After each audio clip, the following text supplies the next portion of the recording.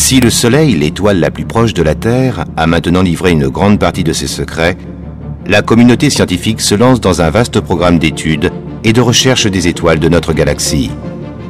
La physique interne des étoiles reste mal connue.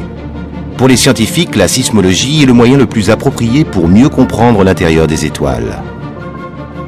En 1995, la découverte d'une première exoplanète, 51 Peg B, par Michel Mayer et Didier Queloz, a permis de confirmer l'existence de planètes situées en dehors de notre système solaire. Aujourd'hui, les recherches d'exoplanètes s'amplifient et les scientifiques étudient leurs différents paramètres. Planètes gazeuses ou telluriques, diamètre, masse, distance à l'étoile, température de surface. À ce jour, environ 200 planètes hors de notre système solaire ont été détectées par l'intermédiaire de télescopes terrestres. La mise sur orbite du télescope spatial COROT représente une première mondiale en proposant un moyen de détection d'exoplanètes depuis l'espace. Enjeu majeur de l'astronomie et de l'astrophysique, COROT est une mission de photométrie stellaire de très grande précision, basée sur des sessions d'exploration de longue durée. La mission répond à deux objectifs: la sismologie stellaire et la recherche d'exoplanètes.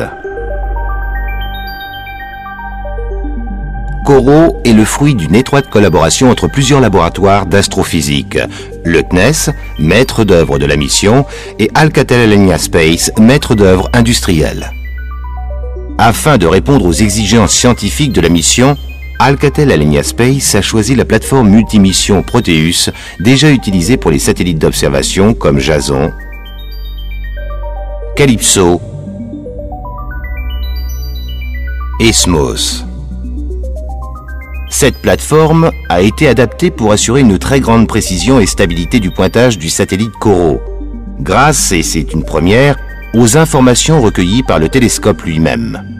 Le satellite COROT est dédié à l'étude de la structure interne des étoiles et à la recherche d'exoplanètes. Cette double mission s'effectue en analysant les variations du flux lumineux émis par les étoiles.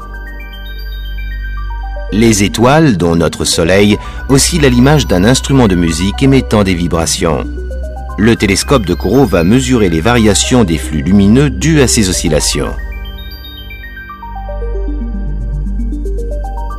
L'analyse de ces mesures va permettre d'améliorer nos connaissances en sismologie stellaire.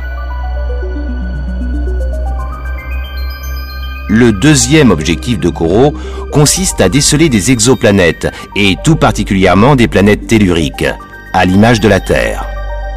Pour répondre à cette quête des astrophysiciens, COROT cherche à détecter les mouvements de planètes autour de leur étoile. Les micro-éclipses, induites par le passage d'une planète devant son étoile, provoquent une atténuation infime du flux lumineux observé par le télescope. De ces observations, les scientifiques déduisent la taille, la masse et donc la densité de chaque planète découverte. Les équipes du CNES ont intégré les instruments scientifiques à l'intérieur du télescope, puis ont assuré le couplage de celui-ci sur la case à équipement, réussissant ainsi une opération particulièrement délicate. D'une masse de 300 kg, la charge utile de COROT est constituée principalement d'un télescope à miroir, d'un objectif imageur et de 4 capteurs CCD de grande dimension. Une case à équipement couplée au télescope contient l'électronique et l'ordinateur de bord de l'instrument. Les images des champs stellaires projetées sur les capteurs CCD permettent de reconstituer des courbes de lumière correspondantes aux variations des flux lumineux.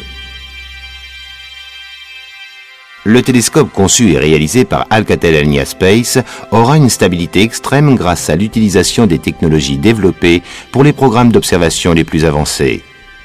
Il bénéficiera d'une atténuation hors du commun de la lumière parasite terrestre.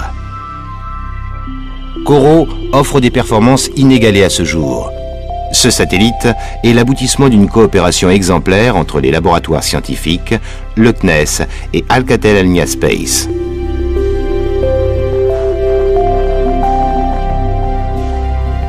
COROT est placé sur une orbite circulaire permettant l'observation continue d'une même région du ciel pendant 150 jours. Le plan de l'orbite est choisi pour permettre l'observation en hiver de l'extérieur de la galaxie et en été de la direction opposée. L'altitude à 896 km répond aux diverses contraintes de la mission. Les communications avec le sol sont établies par les antennes du réseau CNES. Installé au Centre spatial de Toulouse, le centre de contrôle et de mission du satellite assure la récupération, l'archivage et le traitement des télémesures. Les données recueillies sont redistribuées via une liaison Internet à l'ensemble de la communauté scientifique participant à la mission. Véritable défi scientifique, industriel, technique et économique, la mission COROT représente un enjeu essentiel pour les astronomes et les astrophysiciens. Si l'observation des étoiles va nous apporter une meilleure compréhension de l'évolution de notre univers, de son âge et de son futur, la découverte de planètes extrasolaires va nous donner une nouvelle vision de notre galaxie.